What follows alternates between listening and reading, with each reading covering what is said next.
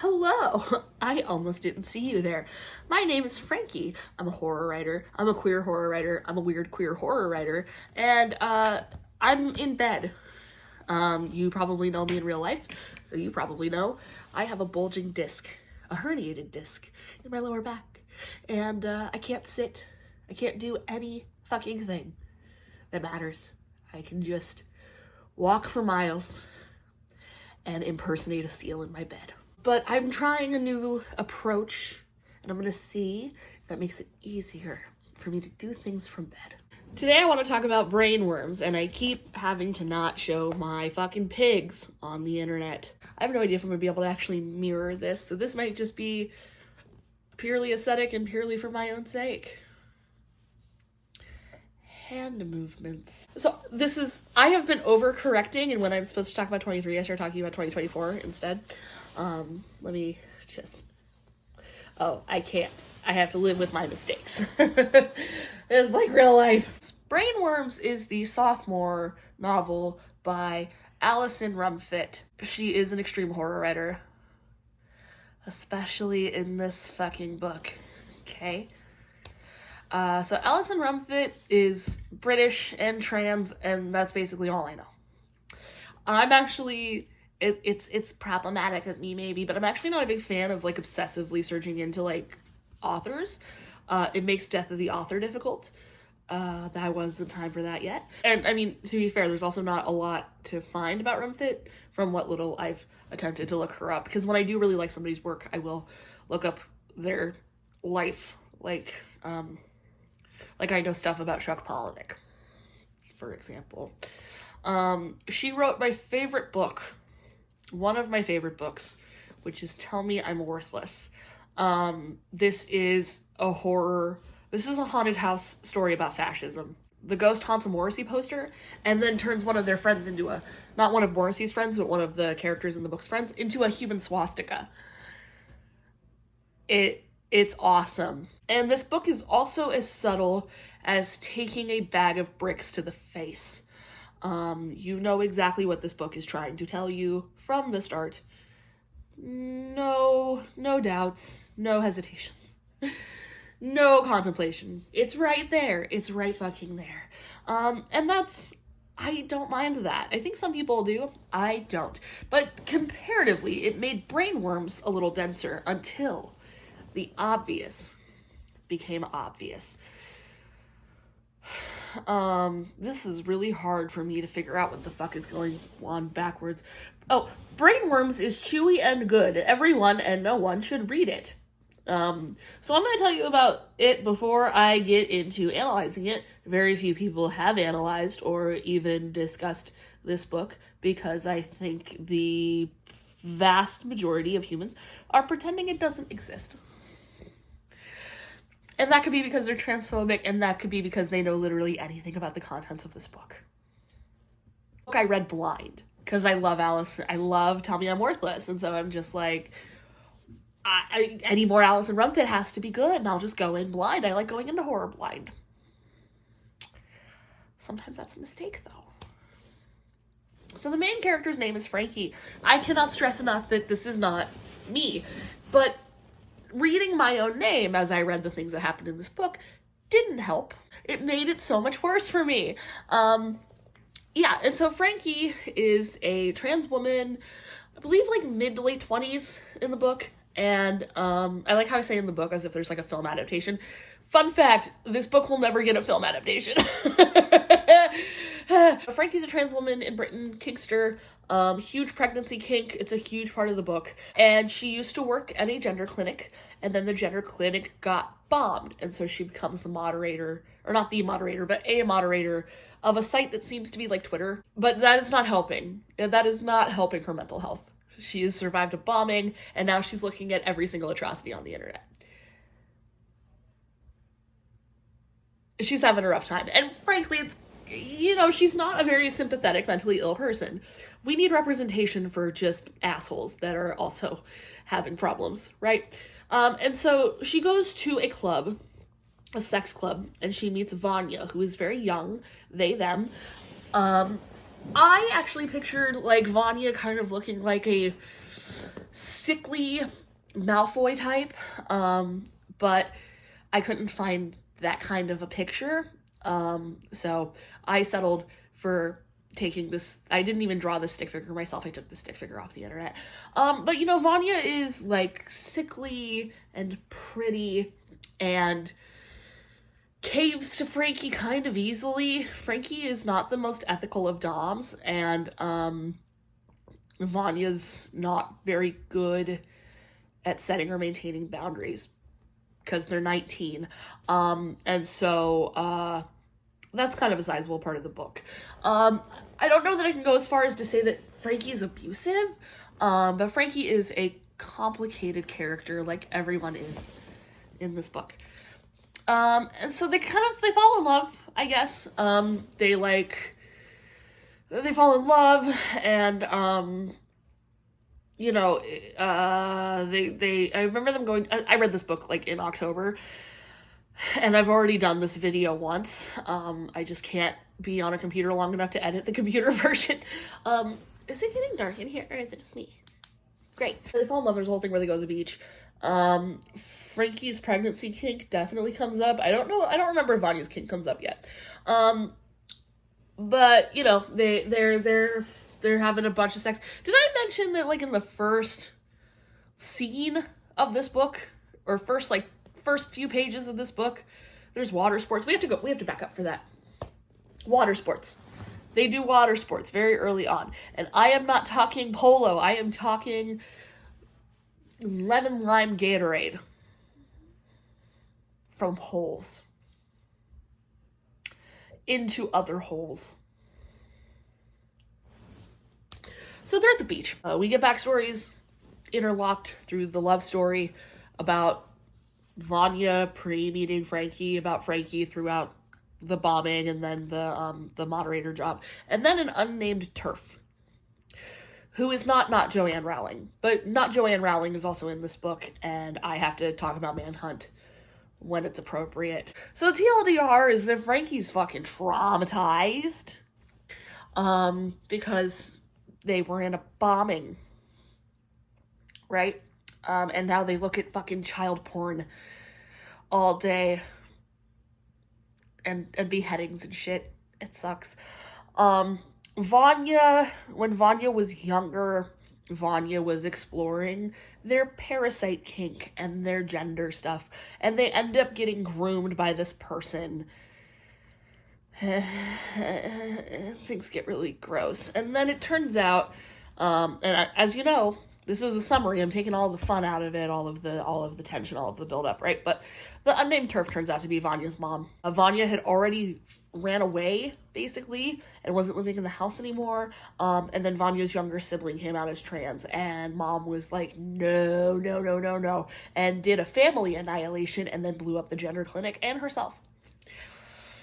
Vanya knows this, is just not talking about it with Frankie because they're 19 years old. And around the time that they go to the fuck castle visit, yeah, they go to the groomer's castle. It hasn't been revealed yet that he's a groomer, just that Vanya lives there. Yeah, and so they go to the castle and they're having freaky fuck times, and then what's the order on this? I know that Vanya explodes a bunch of vagina worms into Frankie's mouth. And then Frankie gets violently ill. Like, I'm probably about to get violently ill. And somewhere in all of this, they cut back to a younger Vanya who how do I say this in a way that YouTube will not punish me for? I'm sorry, I'm so distressed that I am misgendering Vanya. Vanya puts a bag of human waste up their birth canal, so that they can have parasites. And, they think they're the same parasites. Not one for one, but like same, the bread resulted parasites. You know, this causes Frankie to be like, what the fuck? Leave me alone. And so some time passes, they don't talk Frankie is falling off of the deep end, and, oh, we're not quite there yet. Frankie's kind of fallen off the deep end, right? And Vanya's sad without Frankie, but not really the focus so much for these, like, last, like, quarter of the book, maybe. Frankie ends up losing her job because she tells off, not J.K. Rowling, right? And then she's like, I'm gonna fuck the pain away. I'm gonna do what Peaches. I admire Peaches, and I'm gonna do what Peaches do. I'm gonna fuck the pain away. And so she go to this orgy, and the orgy's at the fuck castle from before. Did you know that worm castles are a thing? Don't look them up if you're tryptophobic. Yeah. I was just expecting something cute, like a castle shaped like a worm, or a worm shaped like a castle, but no. Holes! So many fucking holes! And so Frankie goes to the orgy and is like, oh fuck, it's in the castle. And I believe before she can leave, she's kind of just like whisked off into the bottom of the castle. And in the bottom of the castle, there's a huge group bonding exercise going on. And, not J.K. Rowling is there, and not J.K. Rowling vomits a bunch of these worms into Frankie's mouth. I just need to throw out there, you know how, like, Gretchen Felker Martin, I'm so afraid I'm saying that name backwards now, Gretchen Felker Martin, you know how she got in a bunch of trouble because she wrote like J.K. Rowling dying by fire? That was disappointing. In the book, it doesn't even happen on screen. It is just a thing that has happened. The TERFs revolted against not J.K. Rowling, except it is J.K. Rowling in Manhunt. I'm sorry. They rioted against J.K. Rowling, decided that she was not one of them either, and they killed her by fire. And people were like, "This fucking transsexual pedophiles setting Joanne Rowling on fire personally." And it's like, it's not even one of the most, like, it's not one of the most interesting parts of the book. It's not one of the most shocking parts of the book. It's not one of the most dramatic parts of the book. It is a throwaway story. And people were so mad about it. And then right here, you've got legally distinct Joanne Rowling in a fuck orgy, vomiting worms into a trans woman's mouth. And it's not that I want the transphobes to care. It's just, I read this one first. And why are TERFs so fucking stupid and boring? Anyway, so Frankie's very, very infected with worms. And then Vanya realizes somehow, I don't remember. I think I was just kind of falling in and out of consciousness at this point. Right? And so, Vanya and Frankie transport to space, alternate dimension, something like that. And Frankie, who's been, very obsessed with pregnancy this whole time, is pregnant. With a worm. With a giant worm. And she can finally die happy because she's given birth. And by die happy, I mean die being split completely in fucking two by a giant worm who Vanya then commits to raise to hate humanity. And yes, I did Google Earthworm Jim Gritty to get that picture. My thoughts are so dark and twisted. I can't let anybody in. Perfect timing for a kitten. Hi, kitten. You fucked up my shot.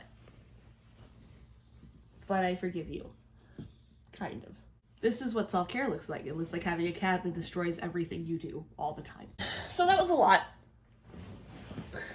I'm gonna drink some V8 Splash that I poured into a Gatorade cup and pretend that it's hydration. The brainworms symbolize brainworms. I know. But here's the thing, is it took me a while to figure that out. Can you get out of the way, please?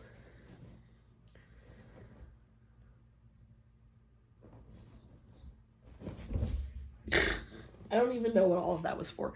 But here's the thing, it took me a while. Cause Tell Me I'm Worthless was so blatant. It was a book about fascism. The ghost is Morrissey. It turns a woman into a swastika. Like, you don't need a lit degree to know what's happening, right? But this one is a little less obvious until you've put it together, okay? So this, when I was first trying to figure out what this book was, this was the only analysis that existed on TikTok, and there was nothing on YouTube. The book was like maybe a week old at this point. Kat Norton writer on TikTok. Basically it was just like, this book represents hate, self-hate, hate of all kinds. And I was like, I guess, but that feels incomplete. Because it is incomplete. And the fact that it's so easy to overlook what's right there is what makes the book so good, despite being so gross. And the gross is part of it. It is actually an important part of it. It's not just there for funsies, right? Because if it was there for funsies, Tell Me I'm Worthless would have been a lot grosser. Rumfit is clearly capable of making me quite ill. And she did not do that for Tell Me I'm Worthless. Okay, so what's this obvious thing that the book is about? Well, think about the term brainworm. When are you saying that somebody has brainworms? You're saying that somebody has brainworms when they're chronically online. Okay? This is a book about the fucking internet. This is a book about the internet and how it perpetuates fascism, how it perpetuates hate, how it exploits people's sexuality, how it amplifies and distorts people's sexuality. This book, to a certain extent, is like... when I started putting this part together, this is when the book got fascinating for me, right? Because this is a book that manages to embrace and express deviant sexuality, not condemn the people who are deviantly sexual, but does manage to condemn not even the culture necessarily, but like the internet culture, right? Like this, I hesitate to say that this is a porn negative book because it basically has nothing to do with porn. But like the pornification of the way people think, I guess. And so that's why I have yet to encounter a horror like this. I'm not like the most versed horror person, right? I have very specific things that I've explored a lot. I haven't experienced a lot of horror where the sex is the horror. I've experienced horror where the horror has been sexualized and is sexy, but I haven't experienced a lot of like the sex being the horror. And the whole time in this book, even when it's consensual, even when everybody's enjoying it, the sex is the horror. Also, I cropped these memes like Shticks. I thought that was funny. In conclusion, what did I say? Oh, yes. In conclusion, we all need therapy. Let me update something really quick. I gagged 4 times recording this, including one time when I was writing up the slides and I started having flashbacks. That's the whole shebang. I have crumbs of a Pop-Tart in my hand. It's like a fidget toy for poor people. Do me a favor, like the video, comment on the video, subscribe to me. It is one of my New Year's goals to upload 52 times, so that's once a week. Already I'm going to have some problems because I'm out of town next week from Monday through Friday. Or I'm going to make a video in Portland. That's not impossible. It just might not be very on brand. Comment how you wish Gretchen Felker Martin had killed J.K. Rowling.